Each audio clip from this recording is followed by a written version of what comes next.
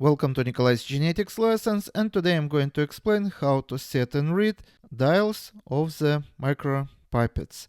And we are going to solve this problem. So the rectangles below represent the volume dial on the indicated micropipette.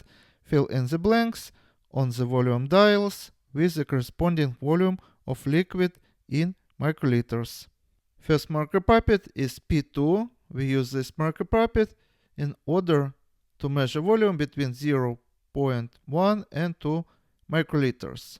For a tiny volume like 0.56 microliters, the top digit stays at 0. On this model, the two red digits represent our decimals. We dial the middle to 5 and the bottom to 6. That's 0.56. So this line represents decimal point. Next micropipette is P20. It is used to measure volumes between 2 and 20 microliters. To measure 8.6 microliters, we look at the first two digits of the whole numbers. Since we are under 10, the top is 0 and the middle is 8.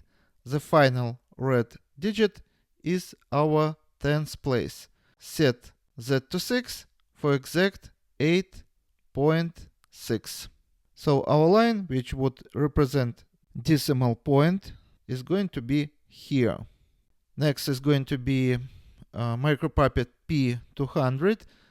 This one is straightforward because all three digits are whole microliters. We don't have here decimal number.